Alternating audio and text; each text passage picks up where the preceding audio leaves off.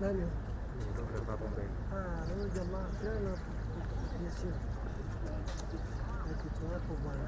Hapo vipi?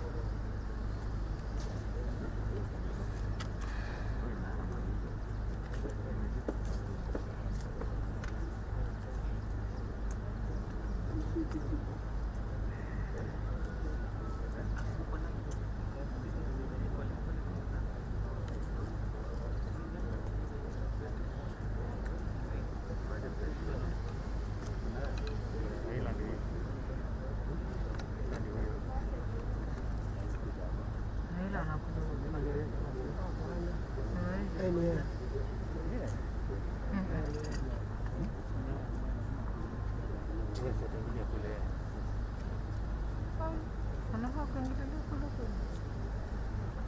Taingilia huko. Hapana. So anaingilia huko all leaders hapa tu kwa majeshi, DP na president.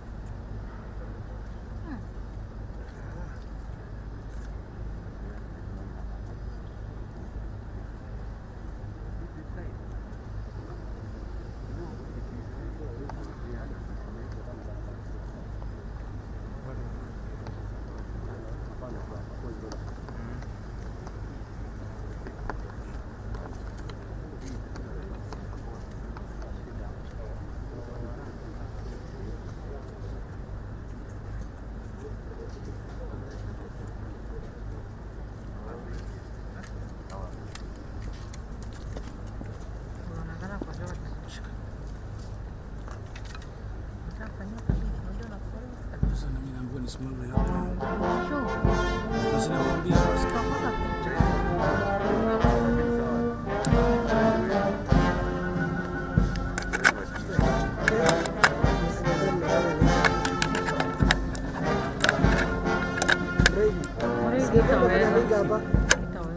hizi makamera ziko live.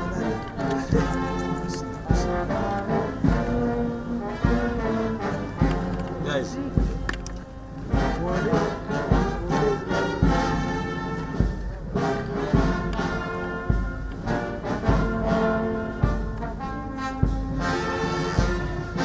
Hello.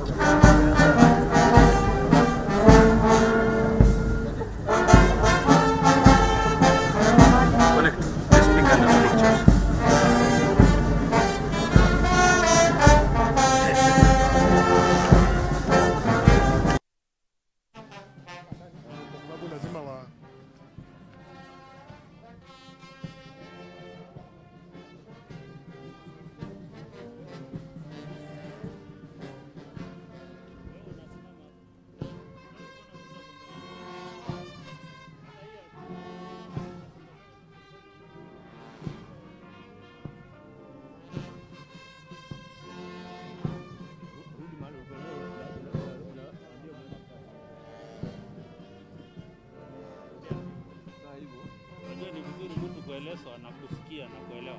Ukiambiwa songa, unatulia hapo. Hata ukiendelea kusonga mbele, utatoka sasa, tutakutoa tu. So you better keep.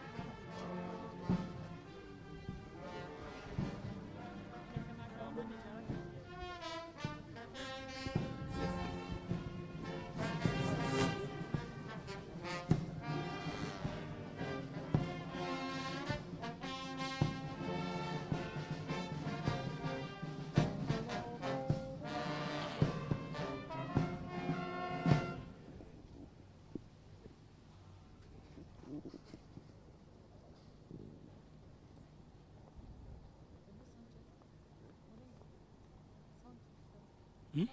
1, 2, 3, 4, 5.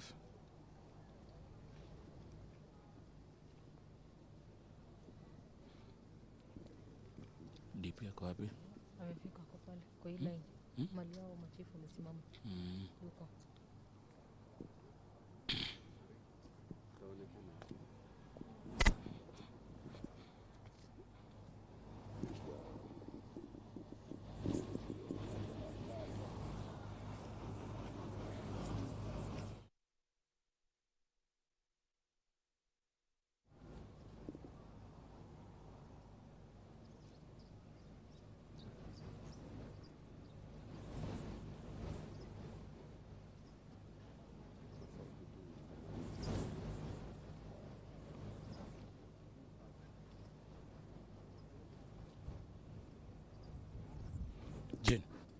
How far can I go with this thing?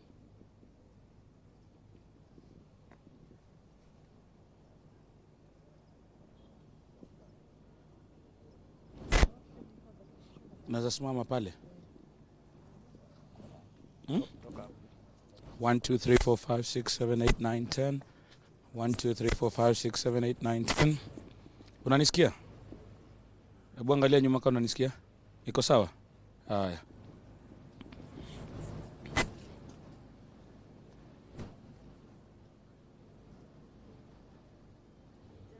Kwa nini nasikia njaa? Hizi kwa nini? Unakaa ni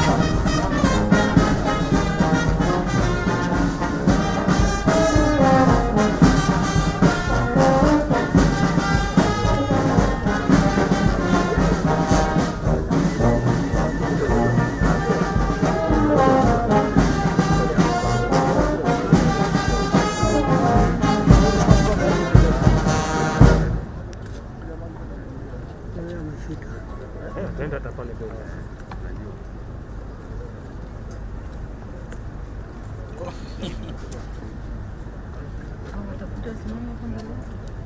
Hawa. Mama watasimama mali wako.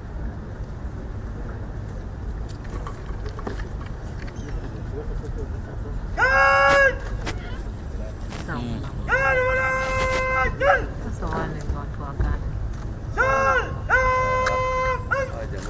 Lakini hao watu watu wanatuzuia picha. wacheni mchoyo bana. Songeni kando. Tuko live sisi. Simutoke. Anticipate President Uhuru Kenyatta is arriving in Parliament. It is 18 minutes past 2 o'clock, and it was within this hour that we were expecting the President. Earlier on, we did see Deputy President William Ruto arriving. And yes, there he is. President Uhuru Kenyatta has arrived. Let's listen in for a moment.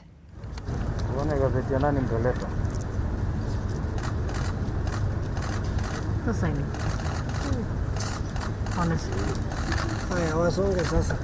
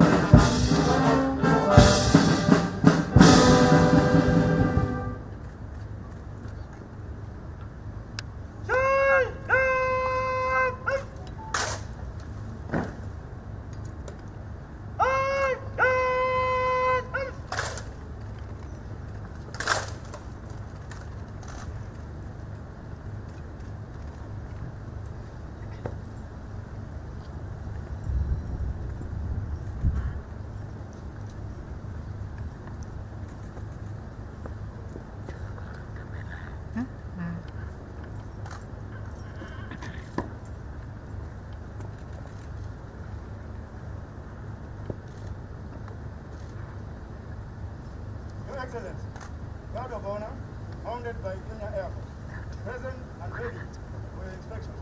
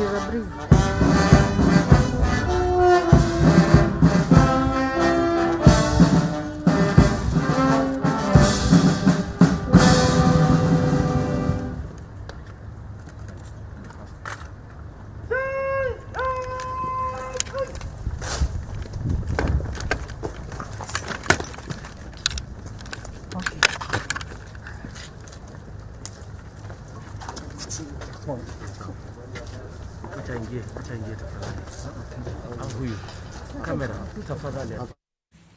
All right, you have been watching the Guard of Honor there at Parliament as President Uhuru Kenyatta has made his entry to the area ahead of his State of the Nation address. He arrived, the national anthem was then played, followed by that Guard of Honor. The much anticipated speech is set to take place shortly this afternoon, and we will be bringing you live reactions from across the country as it happens. That Guard of Honor was mounted by the Kenya Air Force from the Moi Air Base in Eastleigh, and the band was also from the Air Force as well. Article 132 of the Constitution and House Standing Orders obligate the President to address a joint sitting of the Houses that touches on national values once a year. Professor Peter Kagwanja and Professor Gitile Naituli join us in studio now. Gentlemen, thank you so much for being with us. This is in fact the 8th State of the Nation address by President Uhuru Kenyatta, and it certainly comes at a very turbulent time for the nation at large. We're in the midst of a pandemic. Corruption is rife. The economy is on its knees, and children are out of school, and those are just some of the issues that we're facing at the moment. I'll start with you, Professor Kagwanja. What are some of your expectations ahead of this speech? Well, the first thing is to give the country hope, because hope is what we need now, because as you have itemized, most of the things, all the indicators are that we are not doing well. So the usual conclusion that the state of the nation is strong can only be qualified by giving hope, not statistics. All right, and do you agree? I saw you nodding, Professor, in agreement, I suppose, and it's unfortunate that really we are at this stage. Well, it's very unfortunate, and I agree with the Prof. What the President can do now to give us hope, but that hope too is not much, because the government has succeeded for one reason or another to make itself untrustworthy in the eyes of the public. So even that hope, because I understand why Professor talks about hope, because hope will roll up the markets. Hope will roll up as invest. But hope also needs to be backed on the fact that we can trust the person giving us that hope. And we have a problem with the trust because of the previous events. So I don't know how we can recreate that trust, because that is the missing link here. Given the crisis, which we didn't create, is important. But before the crisis, we are already in an economic crisis. I don't know how many people are able to see that. So 2 years left. I don't know how the president can really assist this country to think that it's going into a better place, because this is how we can turn around the investments and turn around the economy. So he has a big task. He certainly does have a big task ahead, but I've got to ask, do you agree that there is a difficulty in trusting President Uhuru Kenyatta based on his performance thus far, and that achieving that hope is going to be a difficult thing? Trust is like beauty. It's in the eyes of the beholder. Right. So I trust myself. I agree with him that there's too little time. It's a pity that the president had done so much. It's a pity that so much is being eroded by the number of things we're mentioning, from an epidemic that we never created to the socio-economic impact of that epidemic, which has basically rolled back some of the gains we had made in terms of economic development, and to the gains we had made in producing the next generation of Kenyans. Now we're about to get the second cohort of the lost generations. The one we lost in the 1990s because of our chaos of that period, and now we are back to this generation. We must do something, and I think that's where hope will come in. We need hope on how to rescue the current generation from becoming yet another lost generation. We need hope in terms of the economic recovery. How are we going to get out of this mess? We need hope and statistical expression of the same, because we are in a scientific age, so we can't just believe and have faith in and all. We need something we can see, that we are about to be able to rescue the vast bulk of our population from this epidemic, that we're not going down with it. All right. Yeah. Professor, did you want to interject? Yeah, you see, you won't get there by platitudes and good wishes. You will only get there with good plans. So if you can convince, you can table today, put down good plans, which we can now track execution of those plans, then what the professor says is correct. But you hope without that is just wishes. Right. And therefore empty. All right, well, look, the COVID-19 pandemic is something that has touched us all in one way or another, and the globe at large as well. But it is the reason for a downturn in economic progress and in our health system as well. It's been a huge challenge. How do you think the president has responded thus far in fighting this pandemic? It's a tricky one, I know. Actually, it isn't. We are a bit dishonest as a people. In what way? What we need to see is we look at the economy. Right now we are generating 1.6 billion. If you look at the last budget, 900 billion of that money is going to service debts.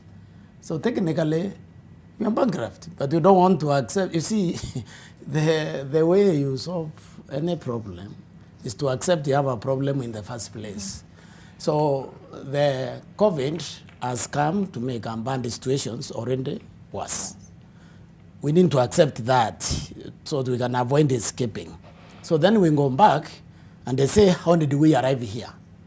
So if we can retrace the step, then we can also propose the solutions now so that we can go, and in fact, this is how you elicit your followers' trust and believe and buy in the policy, because they see the sincerity of your actions. They will look at the sincerity of your proposals. So without that, we will remain helpless. We will say that's fantastic, it's a good speech, but then we will remain where we were.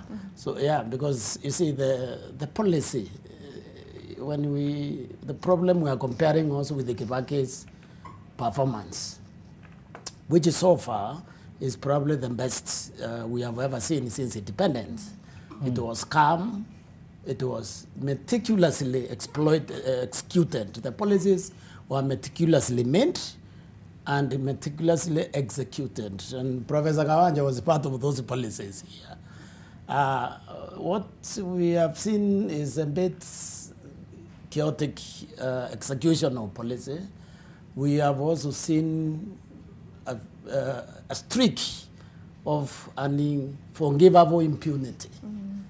Which has undermined trust in government. Because when the president issues an executive order, like the one issued, the executive order number 2 of 2018, which could have smashed corruption completely in this country if executed, because it demanded that all government agencies post their tenders on the government website, who tendered, who owns those companies, the reasons for winning the tender, reasons for others not winning those tenders. And that being done, COVID-19 will never have happened. It was ignored. But nobody has lost his job as a result of ignoring that. That is what is called impunity.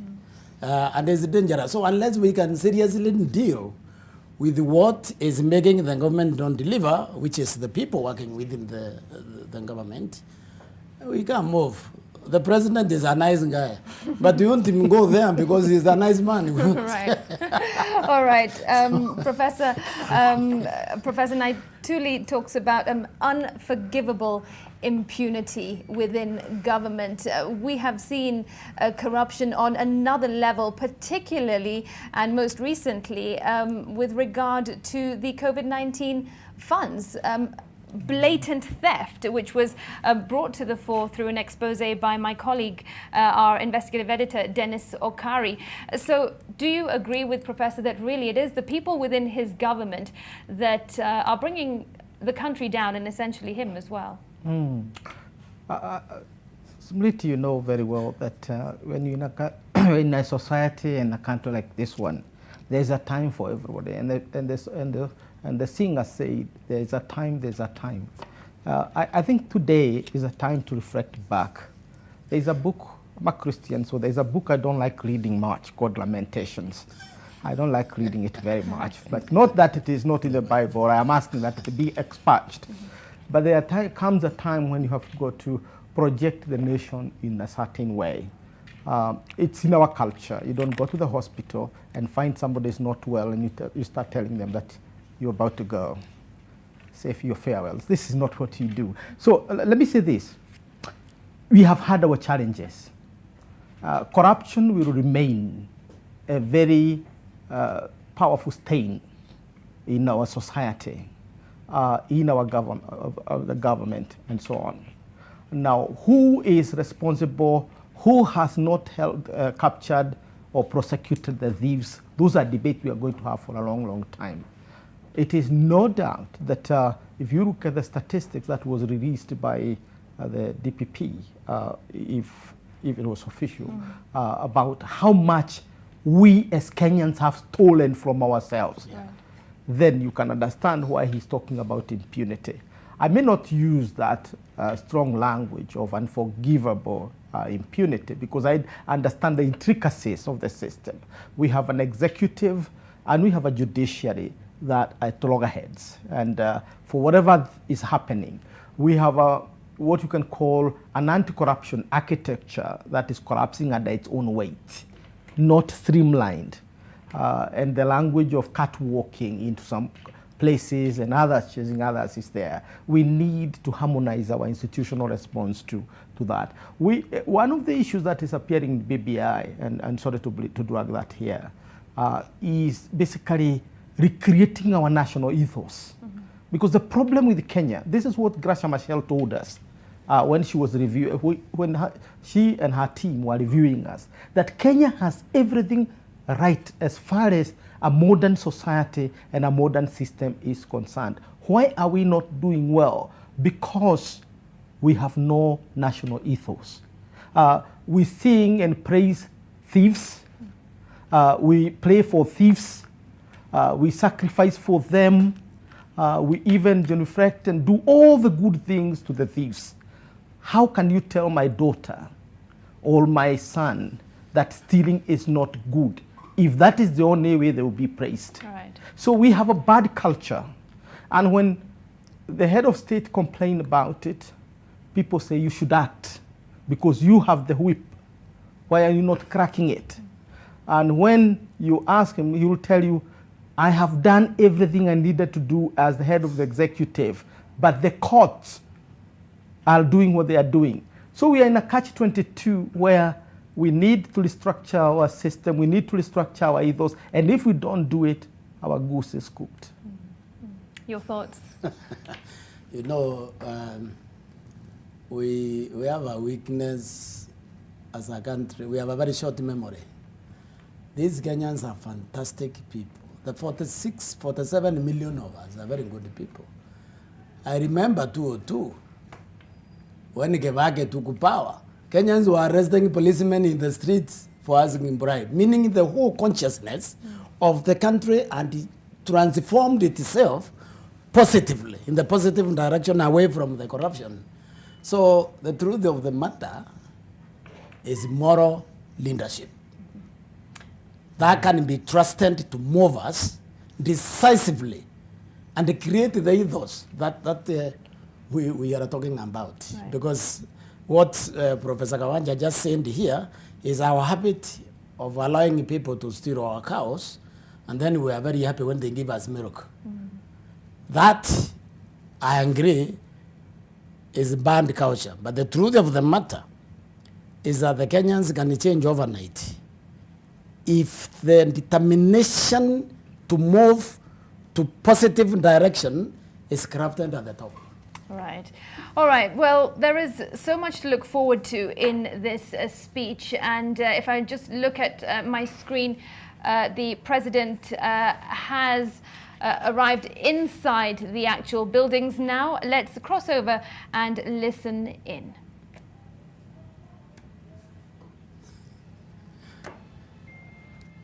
Now, Professor, you said something really nice. When do we allow people?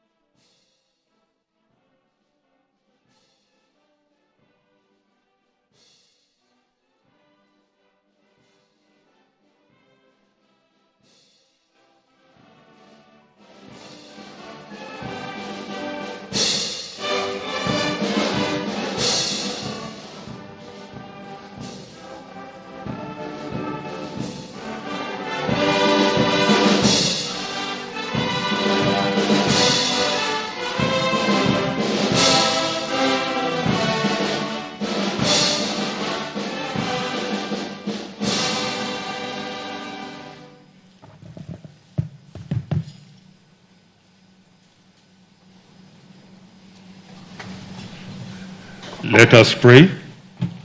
Almighty God, we beseech you to behold with your abundant favor and blessings as your servants whom you have been pleased to call to these leadership positions in this republic.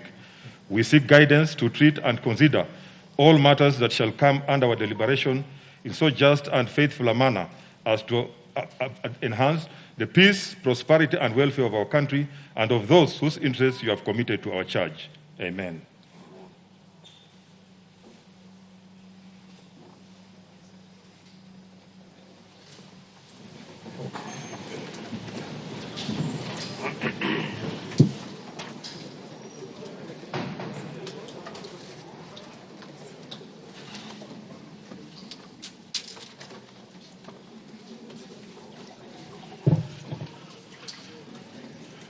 Your Excellency, Honorable Uhuru Kenyatta, President of the Republic of Kenya and Commander-in-Chief of the Kenya Defense Forces, the Right Honorable Speaker of the National Assembly, Honorable Justin Muturi, Honorable Members of Parliament, Article 1321B of the Constitution of Kenya requires the President to address a special sitting of the Parliament of Kenya once every year and at any other time.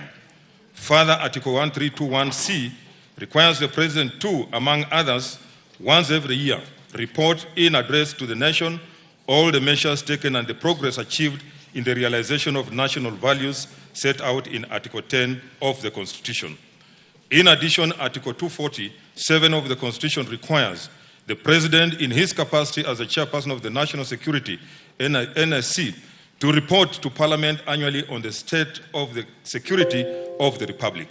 In this regard, pursuant to Article 1321B and C, 1 and 2 of the Constitution and Senate Standing Orders number 22.1 and 2, upon request by the Presidency, vide letter reference number SH/15 dated 23rd October 2020, I gave notice of today's special sitting to the Honorable Senators by Gazette Notice number 8976, which was published in the Kenya Gazette on Friday, 6 November 2020.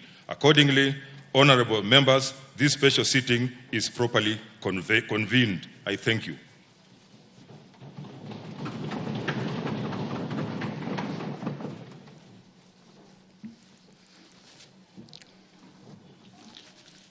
Your Excellency, the Honorable Uhuru Kenyatta, CGH, President of the Republic of Kenya and Commander-in-Chief of Kenya Defense Forces, the Right Honorable Speaker of the Senate, Ken Saka, Honorable Members of Parliament, Article 132, Clause 1, Paragraph B of the Constitution of Kenya requires the President to address a special sitting of Parliament once every year and at any other time. Further, Article 132, Clause 1, Paragraph C requires the President to once every year report in an address to the nation on measures taken and progress achieved in the realization of our national values. Additionally, the same article provides that the President shall submit a report for debate to the National Assembly on the progress made in fulfilling international obligations of the Republic. In this regard, and pursuant to the same article, paragraphs B, C, Romans 1, 2, and 3 of the Constitution, and the provisions of Standing Order number 22 of the National Assembly Standing Orders, by Gazette Notice number 8975, which was published in the Kenya Gazette on 6th of November 2020, I gave notice of this special sitting to the members of the National Assembly. Accordingly, honourable members, this special sitting is properly convened.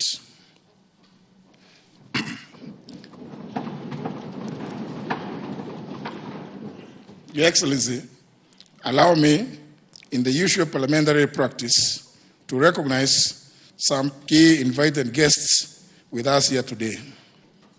Seated at the Speaker's row, I wish to recognize the Honourable Deputy President of the Republic of Kenya, His Excellency Dr. William Ruto, the former Prime Minister of the Republic of Kenya and the African Union's High Representative for Infrastructure Development in Africa, the Right Honourable Raila Amolo Odinga, and the former Vice Presidents of the Republic of Kenya, the Honourable Stephen Kalonzo Musyoka and the Honourable Musalia Mudavadi. May I also accord special recognition to the following other distinguished guests seated at the Speaker's Gallery, being the Honourable Wycliffe Oparanya, EGH, the Governor of Kakamega County, and also the Chairperson of the Council of Governors, and the Honourable Mike Sonko, the Governor of Nairobi. They are all welcome to Parliament today. Your Excellency, I take notes and I'm grateful for your acceptance to preside over the launch of the Kiswahili version of the National Assembly Standing Orders after today's address. This is going to be the second major milestone towards the use of Kiswahili in parliamentary proceedings after the first one in 1974, which was undertaken following a directive to Parliament by the founding father, His Excellency Jomo Kenyatta. Towards this end, I'm grateful that our public universities partnered with us in making the translation of the English version of our standing orders into Kiswahili. Of particular mention in this regard, Your Excellency, is the University of Nairobi, represented here today by the Vice Chancellor, Professor Stephen Kitahi Kiama,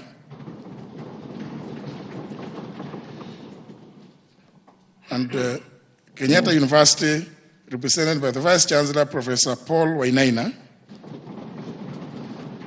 and Moi University, represented today by the Vice Chancellor, Professor Isaac Kosgei. I acknowledge their presence.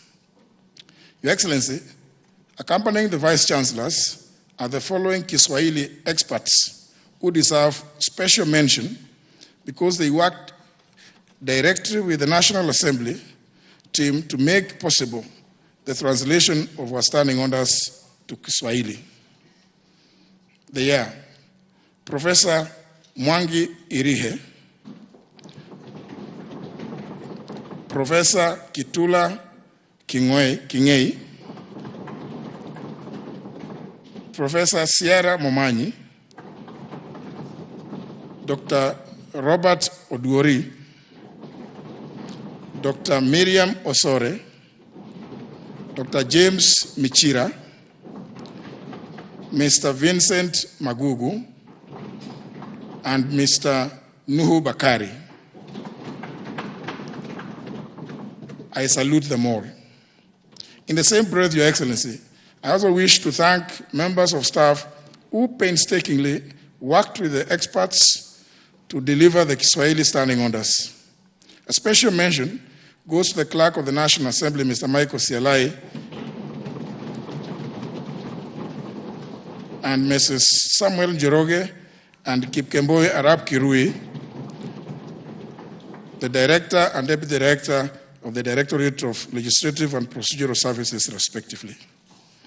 Honourable members, I invited guests, ladies and gentlemen, it is now my singular honor and privilege to invite His Excellency the President of the Republic of Kenya and Commander-in-Chief of Kenya Defence Forces to address this special sitting of Parliament. I thank you.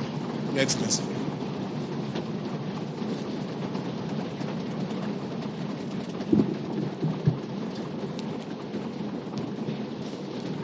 Asanteni sana.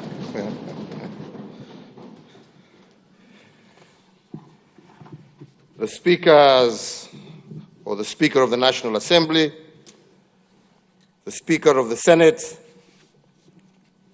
honorable members of Parliament, and all our distinguished guests, fellow Kenyans, it is my great pleasure today to join you as I report to the people of Kenya on the state of our nation. Indeed, I return to this esteemed chamber to deliver my 7th State of the Nation address in a house that I had the privilege for serving in for 11 years. 5 years on the opposition benches as the leader of the official opposition, and 6 years as a cabinet minister. Indeed, my mixed bag of fortunes while in this house affirms the possibility of our nation. Mr. Speaker and honorable members, as a reminder of our sacred duty to our beloved nation and in renewal of our solemn pledge to God and to one another, let us reflect on the following words. O God of all creation, bless this our land and nation. Justice be our shield and defender. May we dwell in unity, peace and liberty, and plenty be found within our borders. May the words of our national anthem inspire all of us to serve faithfully and with hearts filled with thanksgiving. Mr. Speaker, today as I deliver the State of the Nation address, I will also report on measures taken and the progress achieved in the realization of our national values in line with Article 132 of our Constitution. And finally, I will submit to the National Assembly a report on the progress made in fulfilling the international obligations of our Republic, as well as a report on the state of our national security. Mr. Speakers, I wish from the onset to assure you that the state of our nation is strong, resilient, and brimming with the promise of an even brighter tomorrow. I deliver this State of the Nation address in the midst of extraordinary global, economic, social, and health disruptions which have not spared us. These disruptions necessitated the rescheduling of this address for about 6 months. So before I embark on that solemn constitutional duty, I note with satisfaction the critical role Parliament has continued to play in facilitating and driving the realization of our national vision by appropriating resources and by oversighting the executive at both levels, the judiciary of our Republic. I particularly commend both houses for your superlative support for the measures sought by the executive with regard to the national emergency response to the coronavirus pandemic, and for approval of all statutory instruments issued under the Public Health Act and the Public Order Act as part of the containment measures rolled out to stem the spread of this deadly disease. I also convey my gratitude to the National Assembly for the expeditious consideration of my nominees to various state offices, including ambassadors, high commissioners, and permanent representatives to Kenya's missions abroad. And I note with appreciation that our latest state nominee, being our nation's inaugural data commissioner, was also duly considered by the House. Asanteni sana. Mr. Speaker, sir, I am pleased to confirm to this House that the rollout of the unique personal identification number, Huduma number, with all its attendant benefits, is now fully on course. We are desirous of accelerating the implementation of our national transformative agenda. In this regard, I urge Parliament to prioritize the consideration of various seminal bills that are pending before the legislature, such as the National Aviation Management Bill, which once enacted will anchor the turnaround of the pride of Africa, our national carrier, Kenya Airways. Also before the House is the Statute Law Miscellaneous Amendments Bill, the Business Amendment Bill number 2 of 2020, and the proposed legislation on the administration of referenda and on enhancing governance and on deepening our anti-corruption efforts. Honorable members, as we ushered the third decade of the 21st century, we as a country were invaded by locusts threatening to disseminate our food baskets and the livelihood of millions of our farmers. In the far east part of the globe, a new disease, COVID-19, was emerging, devastating millions of people. The World Health Organization declared the COVID-19 outbreak a public health emergency of international concern on the 30th of January 2020, and further went on to declare it a pandemic on the 11th of March 2020. The COVID-19 pandemic has led to an unprecedented loss of life, global economic slowdown, the postponement of major cultural, religious, political, and sporting events, including the 2020 Olympic Games. It also led to the shutting down of borders and airspaces, the closure of institutions of learning, disruption of production and supply chains, a massive strain on health systems in every nation on earth, and tremendous pressure on individuals, families, communities, and entire nations. On the 28th of February 2020, through Executive Order number 2 of 2020, I established a framework to upscale and coordinate Kenya's preparedness and response to the coronavirus threat. Kenya's first case of COVID-19 was confirmed on the 13th of March 2020. In the days and weeks that followed, my government put in place a series of public health measures to stem the spread of COVID-19. These included Kenya's first ever nationwide curfew since independence, the restriction of movement into and out of most affected counties, the shutdown of learning institutions, a ban on public and social gatherings, restriction on the number of passengers in public service vehicles, among other containment measures.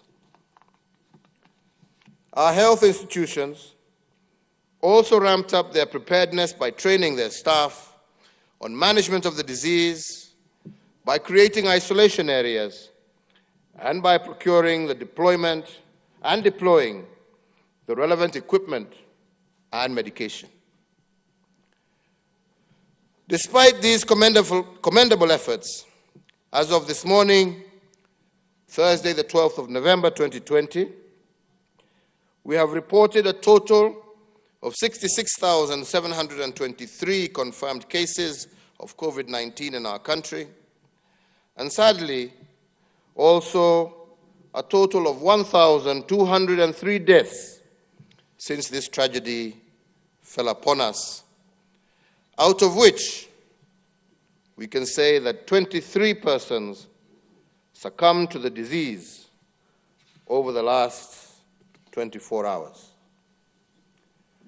Our hearts go out to the families who have lost loved ones to coronavirus. Our thoughts and prayers are with those who are undergoing isolation or treatment with respect to this disease, and we wish them a quick recovery, a quick and complete recovery. Honorable speakers, honorable members,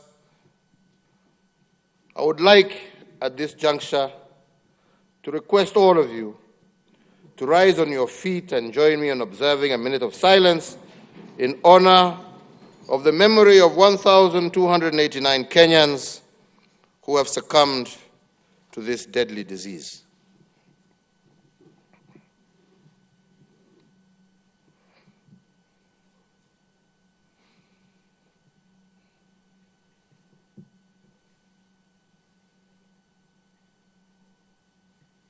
I thank you. Honorable speakers,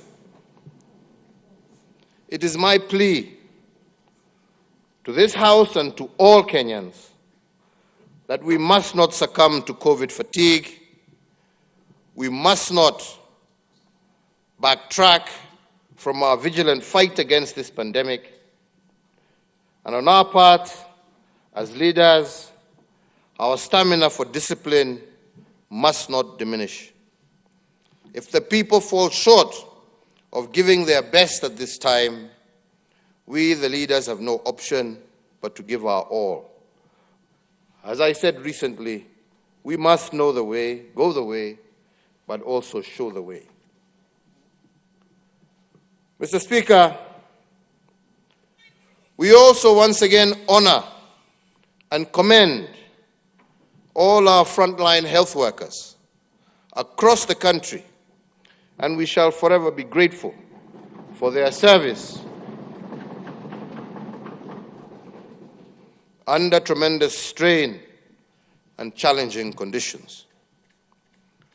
We also recognize and honor all other first responders, frontline staff, and essential workers who have selflessly gone above and beyond the call of duty and ensured that the Kenya flame continued to burn bright. The COVID-19 pandemic began against the backdrop of a steady economic growth rate of 5.4% in 2019. Our focus in implementing the Kenya Vision 2030 and its medium-term plan, dubbed the Big Four Agenda, has been bearing fruit. As a result, most of the major economic sectors evidenced impressive growth last year, including manufacturing, agriculture, tourism, and financial services.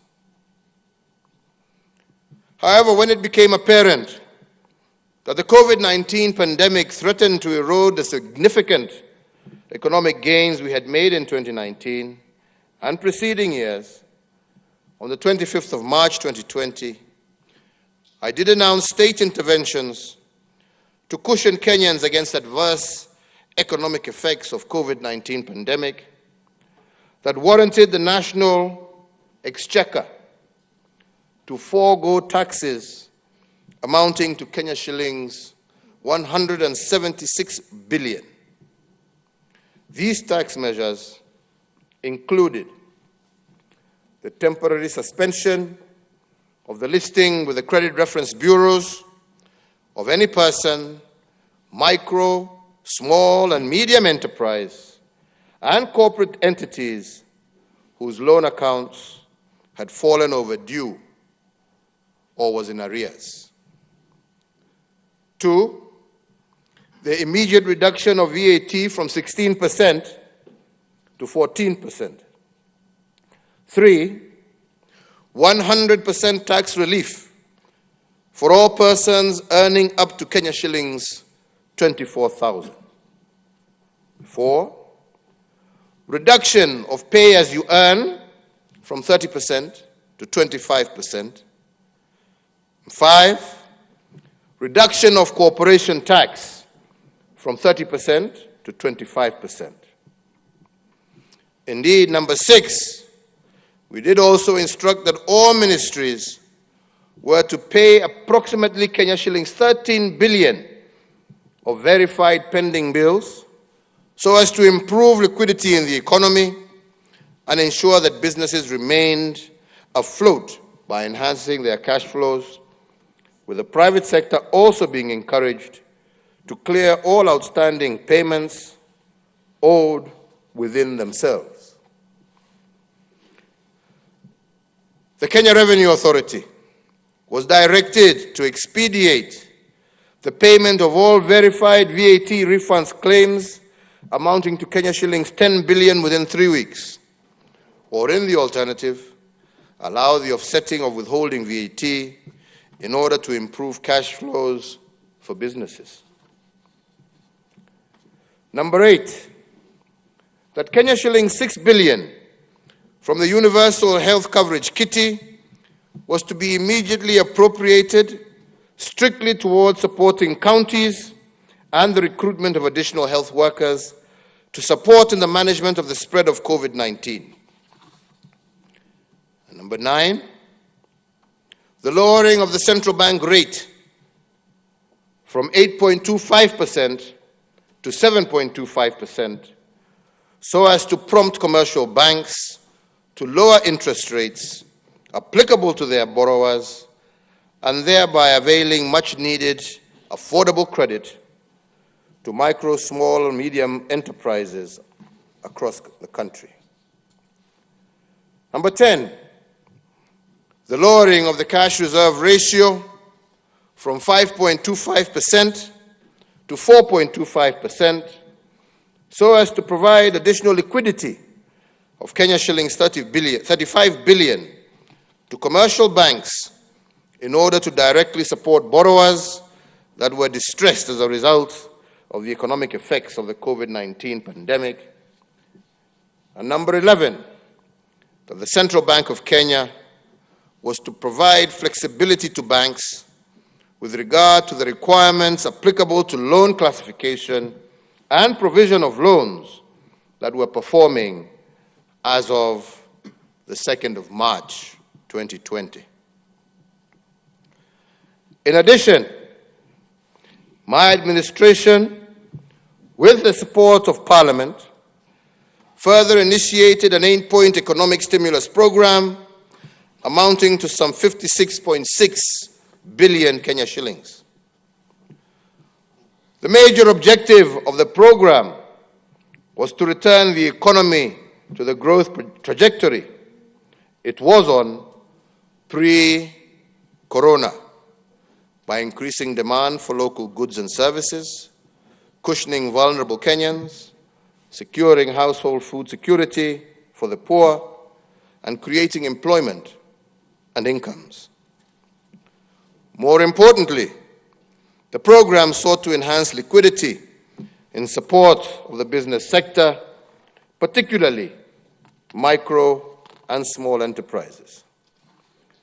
Accordingly, we set aside a further Kenya shillings 5 billion for the operationalization of the Credit Guarantee Scheme. The recovery program also targets to revamp a broad spectrum of economic sectors by hiring 5,000 health workers and 11,000 interns, even as it supports our teachers as they continue to enhance the delivery of knowledge to our children. It further seeks to create 100,000 job opportunities for the youth, besides implementing a subsidized farm input scheme for vulnerable households, and parts of the resource allocated will be utilized on the ongoing fabrication of 250,000 school desks crafted by local artisans. Mr. Speakers, despite the very difficult times that we have faced as a nation, our people have remained resilient. In the face of tremendous economic challenges and the health crisis we are facing, the majority of us have truly been our brother's keeper. Not only have we stood with our family members and friends going through hard times, we have also acted responsibly by following the laid down public health directives. But fellow Kenyans, we are yet to get out of the woods, and so I urge all Kenyans to keep doing that which is honorable and right. As a nation, we will overcome and thereafter soar to even greater heights.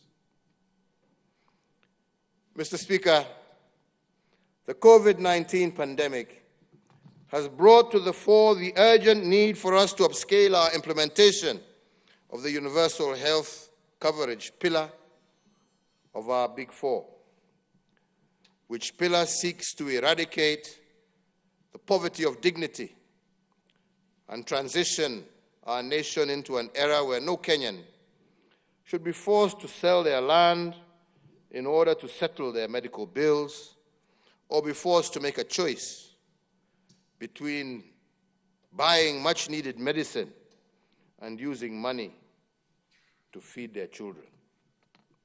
An impossible choice. Last year, I informed Parliament that the national government, in partnership with the county governments, was piloting the universal healthcare program in the counties of Nyeri, Machakos, Kisumu, and Isiolo, in preparation for a rollout nationwide. I am pleased today to report that the pilot program for universal healthcare was successfully implemented, and out of it, we have isolated critical learning points, enhancements to my administration's health policy priorities going forward. As we inch closer to the national rollout of the universal health coverage, I also, a fortnight ago in Mombasa, launched the biometric registration for the universal health coverage scheme. Similarly, my administration is instituting far-reaching reforms of NHIF as it perfects the medical insurance scheme.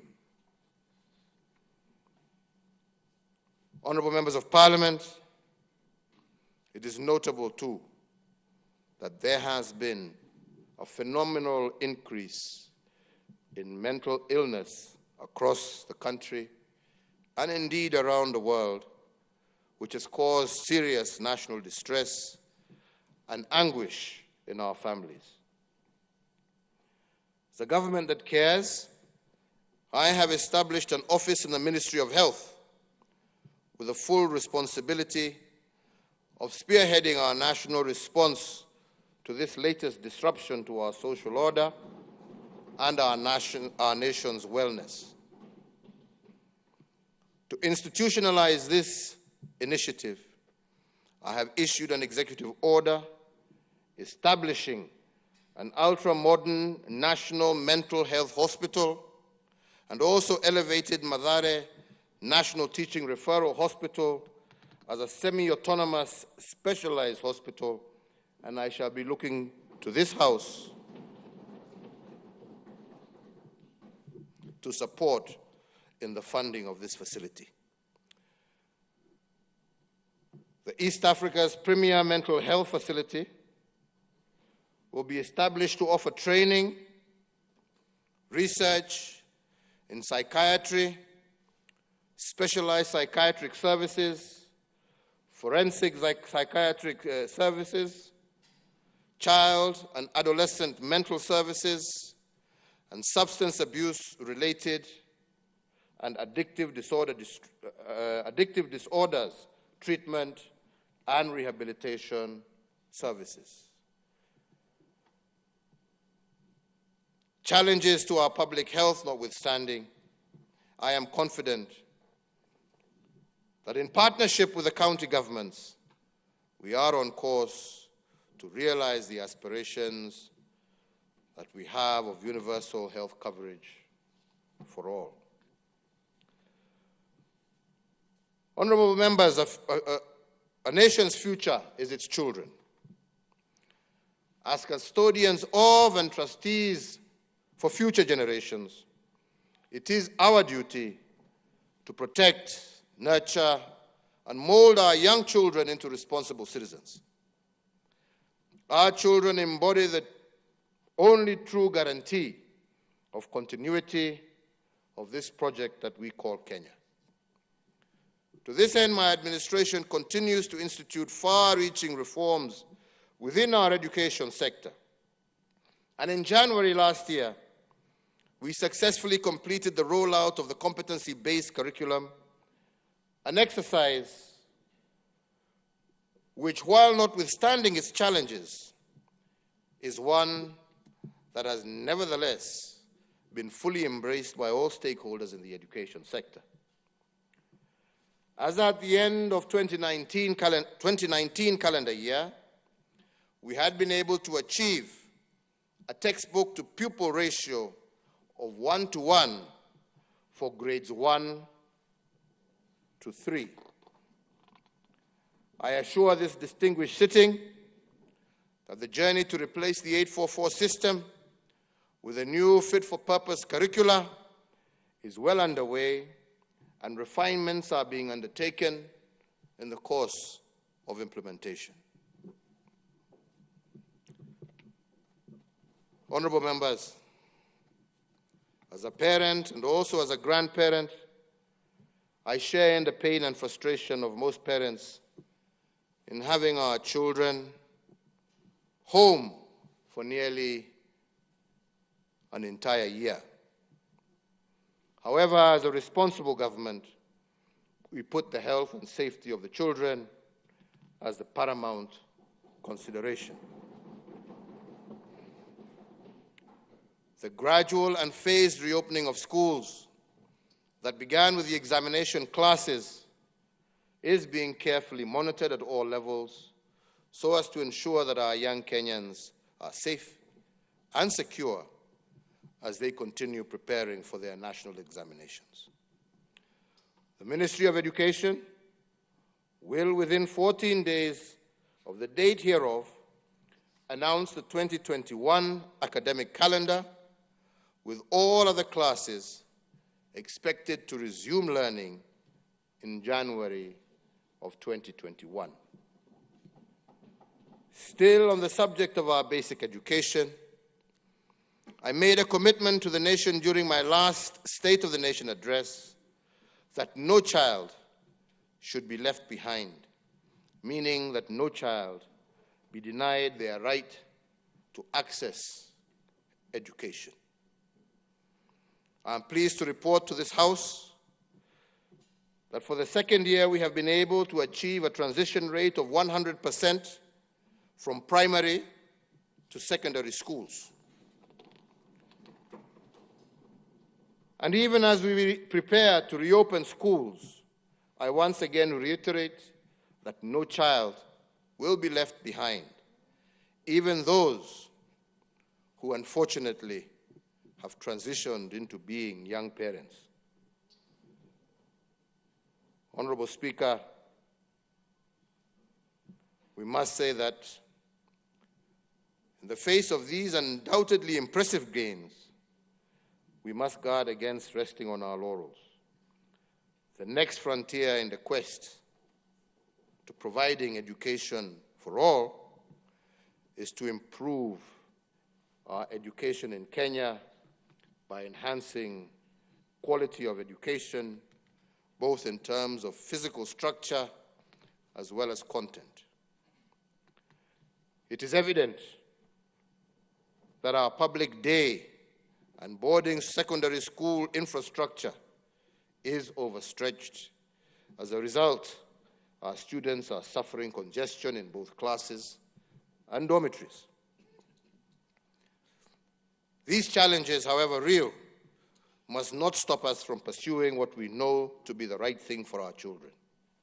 Rather, they should act as motivation for us to work even harder.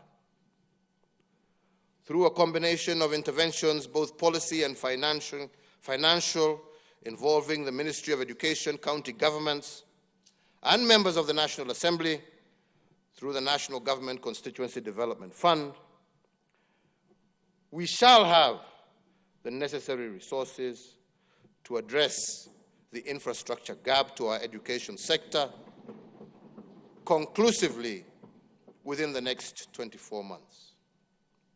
In this regard, I therefore appeal to members of the National Assembly that the use of funds under your oversight should be used primarily to respond to the immediate and short-term needs of our learners. Currently, there is an urgent need for construction and equipping of more dormitories, classes, and other amenities to further facilitate ease of learning for our children. Indeed, conscious of the fact that significant financial resources will be deployed towards the construction of at least 12,500 new classrooms and related school facilities. And in that regard, the Ministry of Education and the Ministry of Transport, Infrastructure, Housing and Urban Development have been instructed that by the 1st of December 2020 to issue a new set of building guidelines for school infrastructure that allows the use of appropriate and cost-effective building technologies suited to the varied geographies of our nation. The intervention of these guidelines will achieve transparent and standardized bills of quantity that will guarantee value for taxpayer money. For every shilling that we put into school infrastructure, we must seek to obtain more classes built to acceptable standards.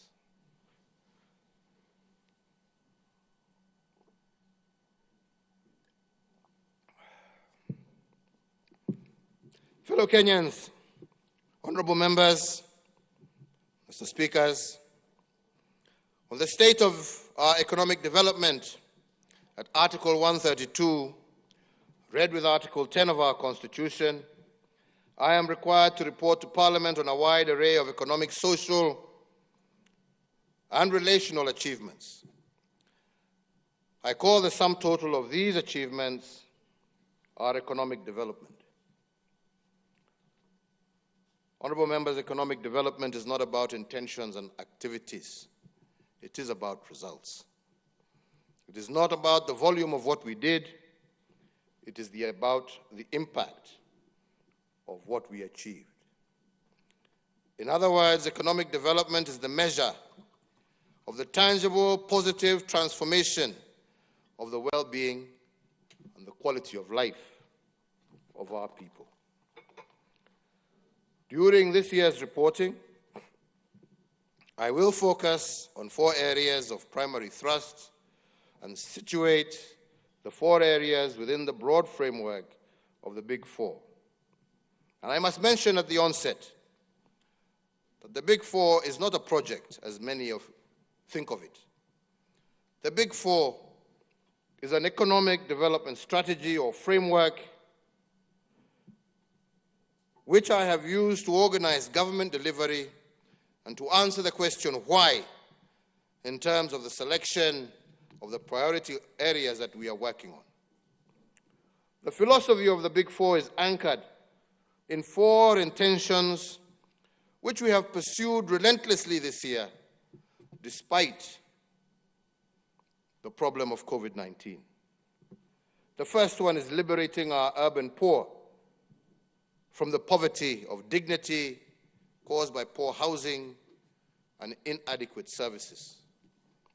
The second is transitioning our young people from being earners of wages to owners of capital.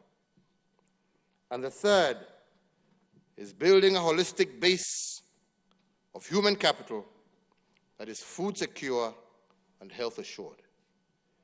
And the fourth is jump-starting the shift from being a country of net consumption to one of production. And this has been our why for the Big Four during this difficult year. Let me begin my report to you by discussing the poverty of dignity visited upon our urban poor. Indeed, it is a shame that almost 60 years after independence, a majority of our urban dwellers live in a dignity-poor environment. Their sanitary conditions are inhumane, their habitations are deplorable, and our intention is to reverse this. And the Nairobi Metropolitan Service is a pilot project that has been successful in rolling back the frontiers of this urban indignity. The other intervention we have engaged in is that of affordable housing under the Big Four. And my administration's pilot project at Park Road, Nairobi, is the first beacon on this journey that was delivered ahead of schedule and within budget. We have also concluded the successful incorporation and capitalization of the Kenya Mortgage Refinance Corporation. This corporation will improve mortgage affordability, increase the number of qualifying borrowers, and result in the expansion of the primary mortgage market and home ownership in Kenya, while also deepening the capital markets through large-scale, medium to long-time refinance options.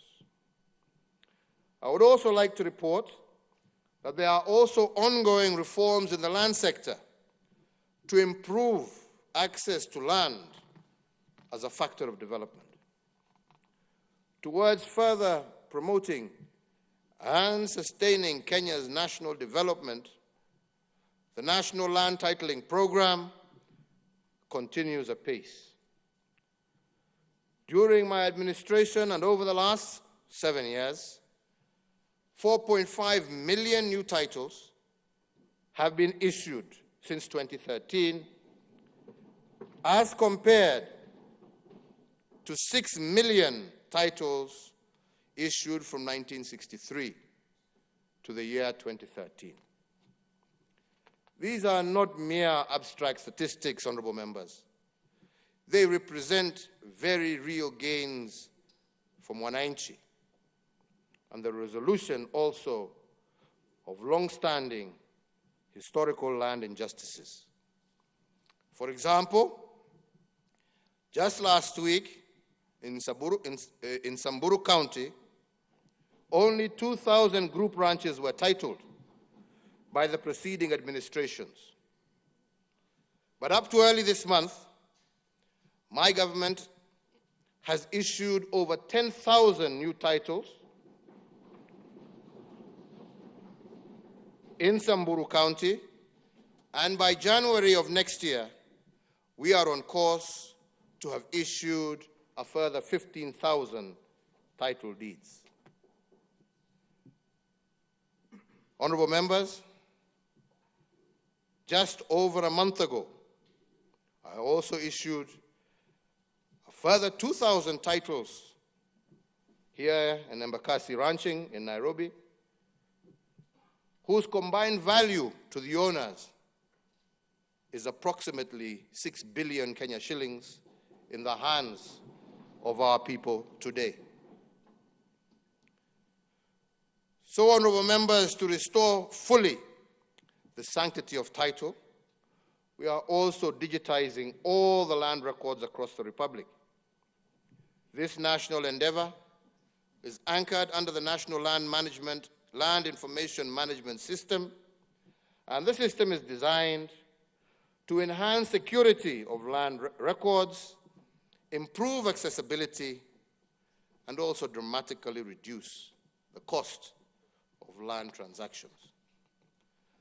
I call on all stakeholders, and in particular the Law Society of Kenya, to embrace and support this positive transformation that removes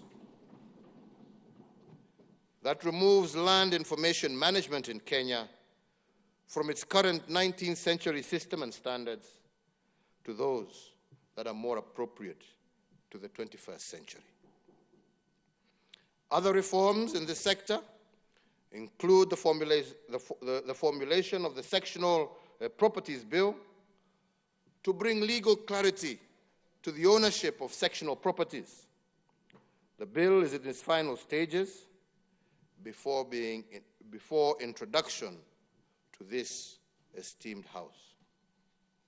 My prayer to you, honorable members, is that we may pass this bill that will allow millions of Kenyans access mortgage and credit for their apartments and smaller dwellings, and to create greater equity for all our people. Honorable members, let me underscore that eradicating the poverty of dignity is not just about securing tenure and dignified habitations. The poverty of youth dignity is also one of the areas that we have focused on. Youth pessimism and fatalism can also be turned to patriotism. If youth are liberated from the poverty of dignity, we have worked hard to give youth self-esteem and a sense of purpose. And we have done this because dignity comes from self-reliance and a sense of contributing to society.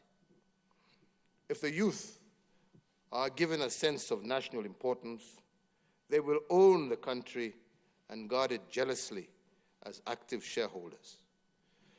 Initiatives such as contracting youth artisans as suppliers to the Big Four projects is a visible example of this approach. The second intention under the Big Four during this report period has been about young people. My government's objective has been to shift our young people from being earners of wage to owners of capital. We have modeled this through engaging them in collective action. As we seek to grow our industries and create jobs in the manufacturing sector, we must of necessity have the manpower with requisite skills to match the needs of industry. Majority of the skills required are with respect to blue-collar jobs.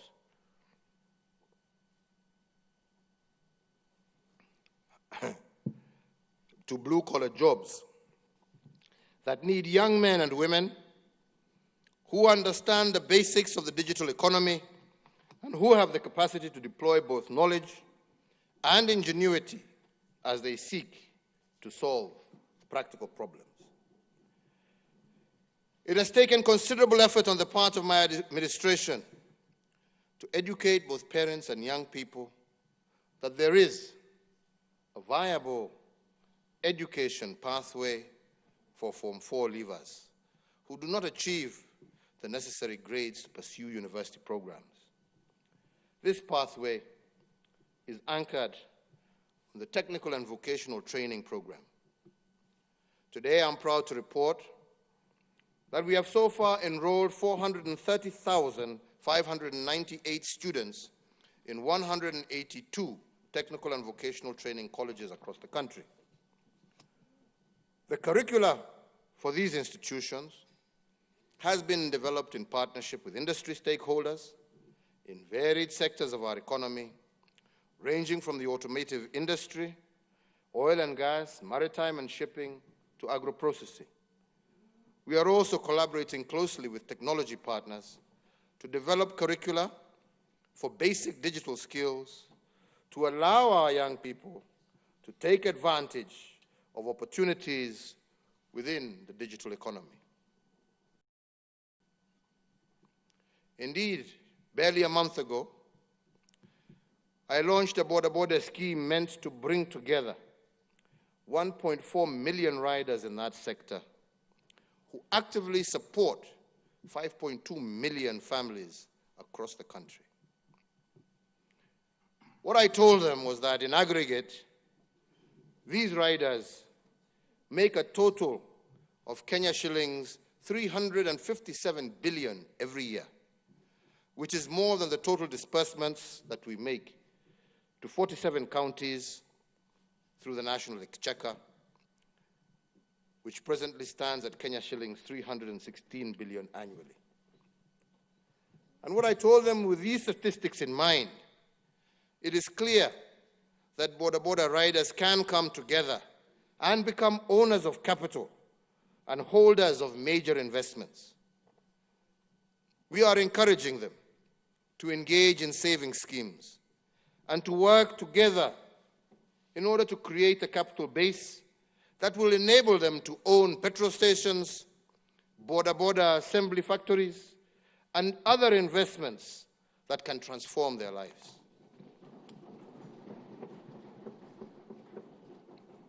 Shifting our youth to become owners of capital also requires us to develop productive capabilities that move from the rudimentary to the complex operations. This is partly why we have revived Rivertex as a producer of textiles and a consumer of locally produced cotton. This is in line with the agricultural transformation strategy that obliges the growth of new strains of biotechnical cotton as a key area of opportunity for Kenyan farmers. The manufacturing pillar of the Big Four also aims to provide training ground for our young people to acquire skills and to replicate these in light industries. The third intention under the Big Four during this reporting period has been to develop a holistic human capital base. Our intention here has been to expand our health infrastructure and to guarantee that the individual is free from want and free from fear. Similarly, and in support of the holistic individual, I would like to report that measures aimed at achieving food security are already in place. The implementation, for example, of the agricultural sector transformation and growth strategy is well underway, and we have also successfully reformed the agricultural input subsidy program. If we can achieve this intention of developing a holistic human capital base, then we will increase our national productivity and enhance our economic development. The fourth intention of the Big Four under this year's economic development program agenda is the commencement of the journey from being a country of net consumers to a country of net producers. And in order to make this shift, we must admit that we cannot experience any significant progress in manufacturing and agro-processing without the building of transport systems and making significant investments in energy. Honorable members, even as we mooted the Big Four intention, some of us recognized then, as we still recognize now, that the task of ending the indignity of not having decent shelter, the task of enhancing access to universal health coverage, the task of enabling all who are willing to live in dignity through sweat of their brow to thrive, and the task of ensuring food and nutrition security would not be completed in a single term of office. That being the case, we gave a solemn promise that by the end of 2022, we would have laid an unshakable foundation for the realization of this vision, which is a shared aspiration for millions of our Kenyans.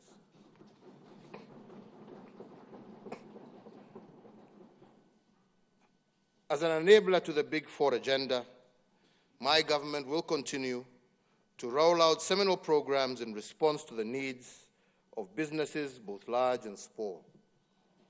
We are continuously enhancing the ease of doing business and creating an enabling environment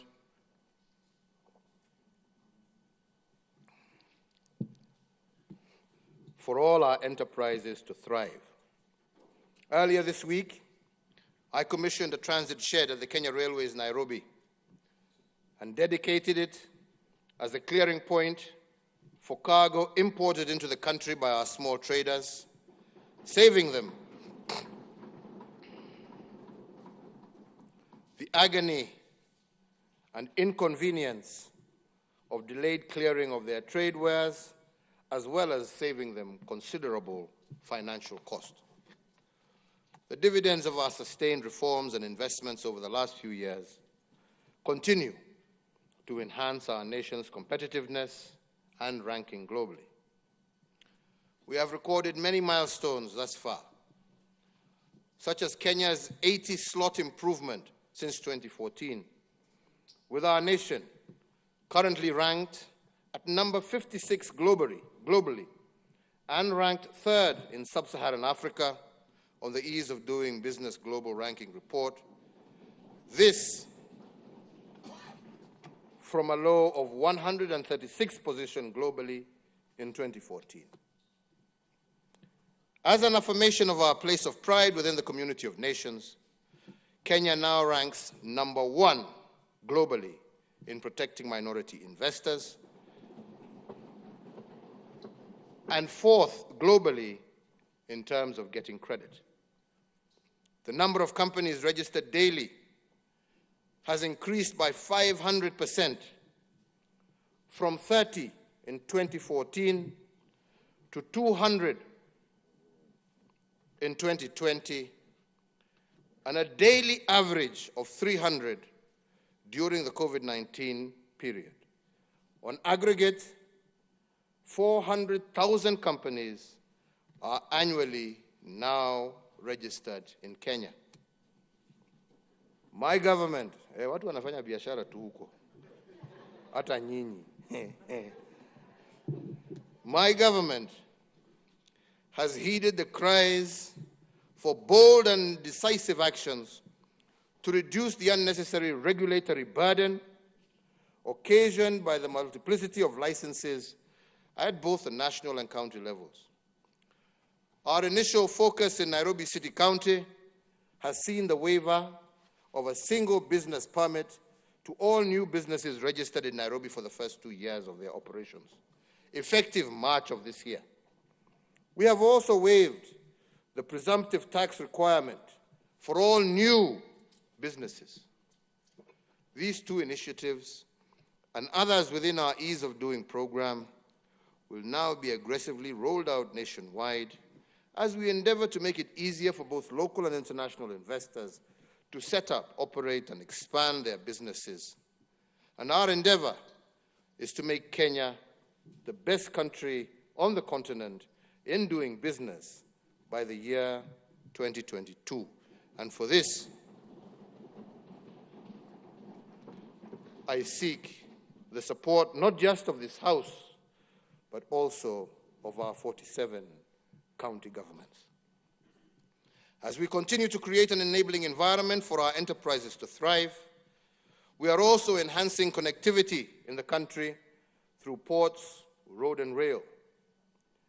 In respect to key national trunk roads, the construction of the Nairobi Expressway project continues apace, and just last month, I witnessed the signing of Africa's largest public-private partnership funded project, the Nairobi-Mau Summit Expressway. These are milestones which will have significant impact on the economy by decongesting Nairobi's gateways on the part of the expressway project and by opening up the economies of increasing connectivity in Western, Rift Valley, and Central Kenya on the part of the Nairobi-Mau Summit project. Honorable members, with regards ports and bridges, the Lamu Port Berth 1 is now complete, and the focus has shifted to bringing it into full operation for transshipment cargo. My administration is also now in the final stages of installing the Likoni Floating Bridge, an 824-meter long bridge costing 1.9 billion that will be the first automated floating bridge in Kenya. The Likoni Floating Bridge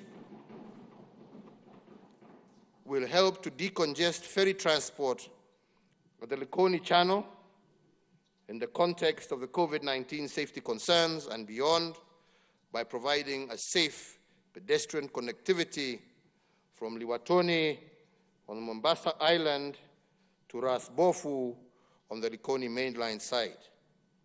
Further, the Kisumu Port rehabilitation works are ongoing, and the new port is now, as we speak, already processing fuel products to Uganda. On our railways, 2 days ago, I commissioned the Nairobi Commuter Railway upgrades, which is set to dramatically change the public transport experience in Nairobi and across the metropolitan area. Additionally, we are undertaking rehabilitation of the meter gauge railway line along various routes. The Nairobi to Nyanyuki route is now back in service after decades of dormancy, with the Naivasha to Kisumu and Naivasha to Malaba route currently ongoing an overhaul under a multi-agency team coordinated by the Kenya Defence Forces. With regard to the energy sector, the last mile connectivity program crossed the 7.2 million household connections mark that the country is proceeding well towards our aspiration of 100% universal electricity access by 2022. We have also completed a national geospatial mapping exercise that has allowed us to catalog the wealth of our natural resources. It will also enable us to improve the management and use of land, the essential but finite resource that we share as a nation. To protect all these undertakings, honorable members, I am required to submit a report on the state of our national security pursuant to Article 240 of our Constitution. Honorable members, the state of our national security is strong. Our homeland is secure from the varied threats against it.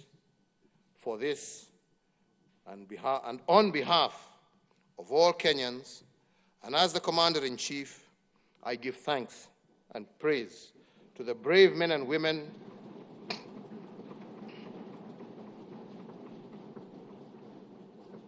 of our security services. They have continued to rout out terrorists, arrested and prosecuted many. Their plots are detected and disrupted before they can cause serious harm to more innocent Kenyans. The war against crime and criminality continues apace, driven by the National Police Service that continues to undertake technological, human resource, and skills development to better service Kenyans. And while we celebrate the state of our national security, we must also recognize that our region is increasingly unstable. We are witnessing the escalating conflicts being caused by ethnicized and regionalized competition for political power. As has always been the case, we, as a country, are working hard to support peace and reconciliation processes where they are needed the most. We seek to export our peace and pragmatism to our region, knowing that success in our region will further secure our nation. Honorable members, we must always remember that the wages of bad politics is the people's suffering and ruin. Many neighboring countries today need a handshake. They need a politics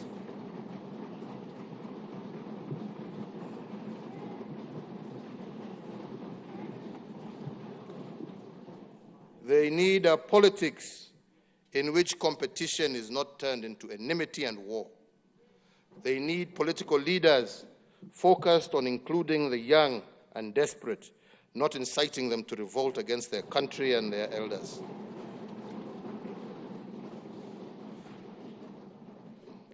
We have learned as Kenyans that elections alone cannot bring peace and unity to a divided people. For that, leaders must reach out to each other and build bridges over turbulent waters to allow the people to cross into safety and prosperity. Our state of national security will remain strong as long as we practice inclusive and sober politics. I ask the members of this House, all leaders, and all Kenyans to deeply ponder their role in promoting the politics that assures our security, deters our enemies, and is focused on serving the people. My administration is also implementing the following reforms in the security sector: the expansion of the National Police Service Control and Command Center for Surveillance and Communication, the successful launch of the Digital Occurrence Book Pilot Project, and in addition, I recently and very proudly unveiled the National Security Innovations exhibition at the Kenya Wildlife Service Law Enforcement Academy in Manyani in Taita Taveta County.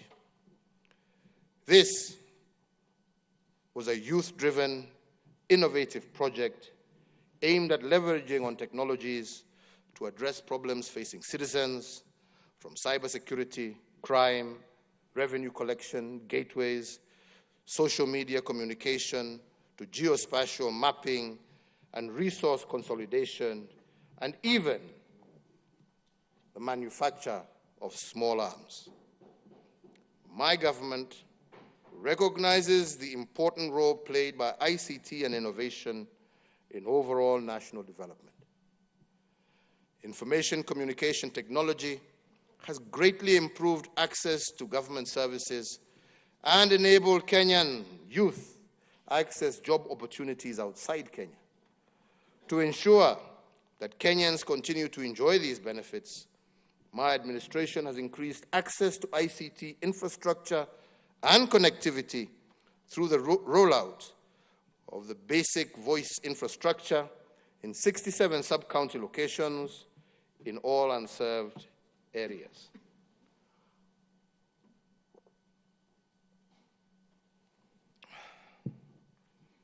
To improve access to information and e-government services, my administration has also established 135 constituency innovation hubs across the country.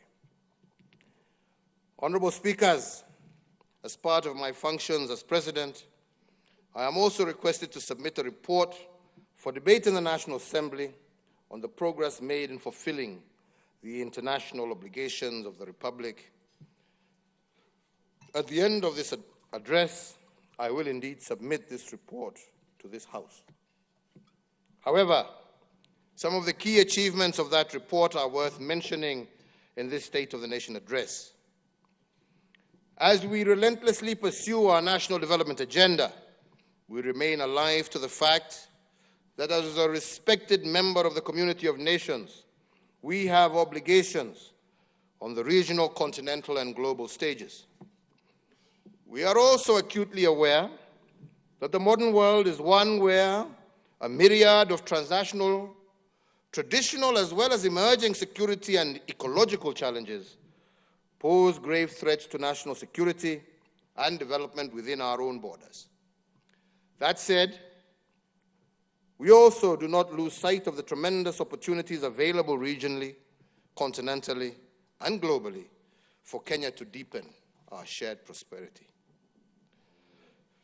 The East African community remains Kenya's foremost trade and investment priority, and we want to see even a further deepening of the integration processes within the EAC. Our people will reap the benefits of shared prosperity, and I look forward to working closely with all our neighbors to increase our exports within the East African community. And I am happy to note that indeed, in 2019, our exports to the East African community jumped to a 6-year high. As we joined the ranks with our brothers within the African continent, in March of 2018, Kenya and Ghana were the first countries to not only sign, but also to ratify the landmark agreement creating the African Continental Free Trade Area. And once again, honorable members, I thank you for your support in making that happen. This agreement brings the 54 African nations under one common market with a population of 1.2 billion and a combined gross domestic product of more than $3 trillion US. Indeed, as a champion of Africa's integration, I am elated that this agreement has officially entered into force and became operational on the 1st of July of this year. Honorable members, Kenya is also enjoying greater diplomatic goodwill and a deeper international friendship than at any other time in our history. We are engaging with the United Kingdom to evolve an arrangement that will guarantee us continued access to the United Kingdom market following their exit from the European Union. Similarly, we are proactively consulting with the United States of America for a solution that will ensure Kenya's continued access to the United States market beyond 2025, when the Africa Growth and Opportunity Act comes to an end without the need for the PAC's further renewal.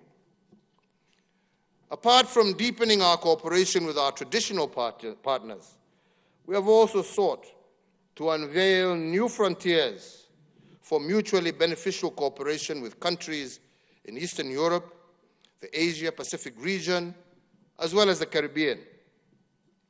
I am pleased to report to this House that last year Kenya assumed the presidency of the Organization of African and Caribbean and Pacific States for the period of 2019 to 2023. Based on our strong conviction that we should leverage on our rich experience and leadership to articulate Africa's issue in the global arena, we offered also our candidature for the non-permanent seat at the United Nations Security Council for the period 2021-2022. We obtained the overwhelming endorsement by the African Union, which was reaffirmed during the 33rd Ordinary Session of the Assembly of Heads of State and Government that took place in Addis Ababa in February of 2020. And I am pleased to report that when elections were held in June this year, Kenya was elected as a non-permanent member of the UN Security Council for that period of 2021-2022. Being a member of the most influential body of the United Nations gives Kenya an opportunity to play a more significant role in the pursuit of peace and security. And I wish to thank the African Union for its support, as well as the many friendly nations across the world who voted for us, for this is indeed a big win for Kenya and Africa. Honorable members, I will conclude my remarks today by touching on the deliberate steps that we have taken to place Kenya on a path to a greater national unity, inclusivity, peace, and reconciliation. In March of 2018, the former Prime Minister, the Right Honorable Raila Amolo Odinga, and I launched the Building Bridges to a New Kenyan Nation initiative.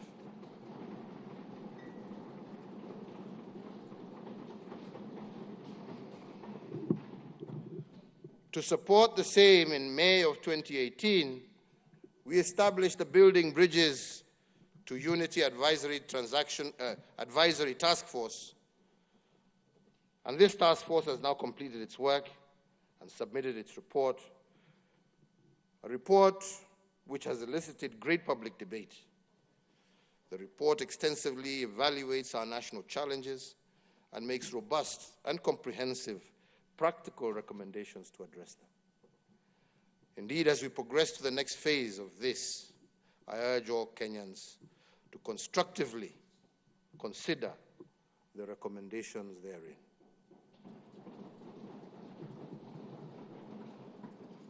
More importantly, let us continue to address ourselves to these issues with a view to effecting far-reaching changes that will address the perennial challenges that we have faced as a nation, the challenges of negative ethnicity, inclusion, equitable development, and indeed our fight against corruption. Honorable speakers, honorable members, fellow Kenyans, like Moses in the Bible, who sat at the top of Mount Nebo and saw the future that the people of Israel were about to cross into the promised land, I too have seen our future. This is what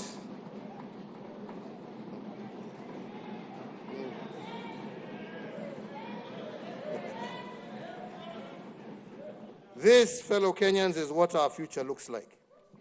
A Kenya where no one will ascend to a high public office on account of their tribe. A Kenya where no capable person will wallow in poverty because of poor governance. A Kenya where our potential as a people will be exploited for the greatness of our nation. A Kenya where we will all share equitably in this prosperity of our nation. I believe our future is bright. I believe the future is beckoning us. The future is here for us to take. Indeed, a future where truly justice will be our shield and defender.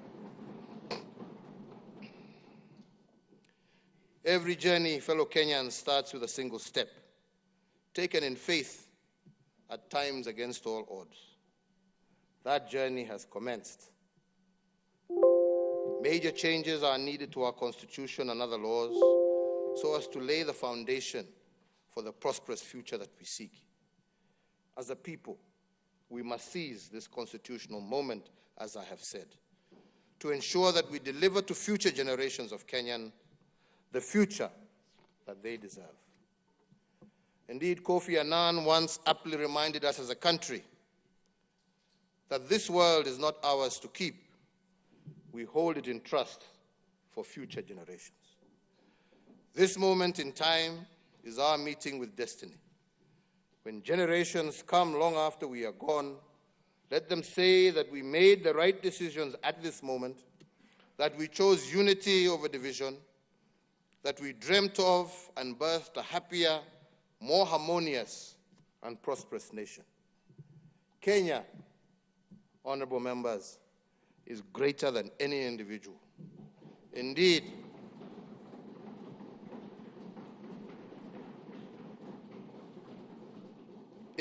Kenya is greater than the sum of its citizens. We, honorable members, are a beacon of hope, an icon of peace and stability in a very volatile region. And we must be a role model for progressive African social democracy. These qualities are not inherent. We must continuously water them from the well of our national commitment to a better, brighter, and more inclusive Kenya for all. Honorable speakers, honorable members, finally, as we seek to grow our democracy and deepen institutional synergy within government, I challenge the leadership of our two houses of parliament to strive as much as possible, please, to resolve issues of concern by consensus building.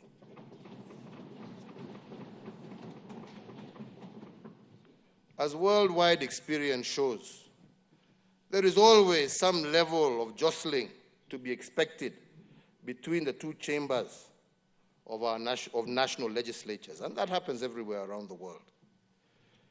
This happens as they each seek to better exercise their institutional mandates. However, honorable members, these issues should only escalate to external dispute resolution processes as a last resort. Doing otherwise hurriedly compromises the legislative authority of the House. On our part, as the executive, we will always be at hand to aid in that consensus building and to foster internally mediated outcomes within Parliament. So, honorable members, finally let me conclude by reiterating this. The state of our nation is strong, the state of our nation is steady and resilient. Similarly, the state of our economic development is and remains on course despite unexpected disruptions to our economy and way of life, chiefly from COVID-19. With regard to our national response to COVID-19, Kenyans must remain vigilant, and by so doing, we are capable of defeating this invisible enemy. And now, honorable speakers, it is my pleasure to submit to Parliament the following three reports as required by the Constitution. 1, the report on all the measures taken and progress achieved in the realization of our national values. 2, report on progress made in fulfilling the international obligations of the Republic. And 3, the report on the state of security.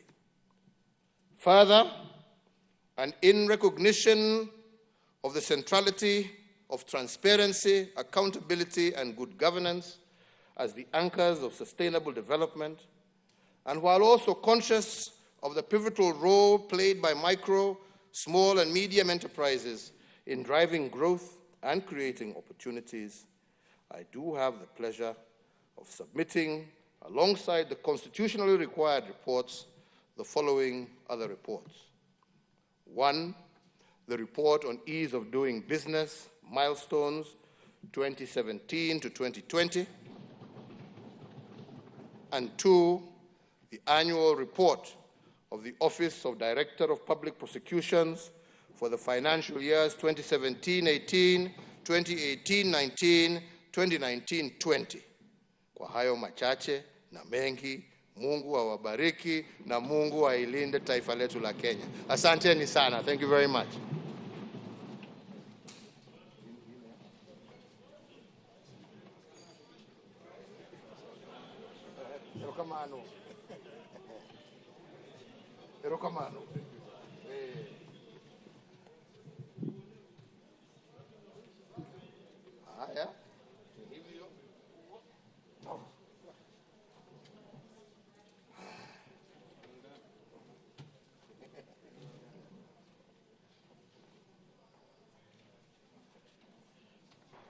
Honorable members, you may be upstanding. Your Excellency the President, the Speaker of the National Assembly, honorable senators, honorable members of the National Assembly, it's now time to adjourn the Senate. The Senate stands adjourned until Tuesday, 17th November 2020 at 2:30 p.m. in the Senate chamber. I thank you.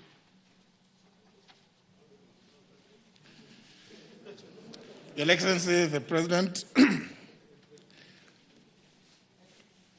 honorable members of the National Assembly, the National Assembly now stands adjourned till Tuesday, 17th of November at 2:30 p.m. Thank you.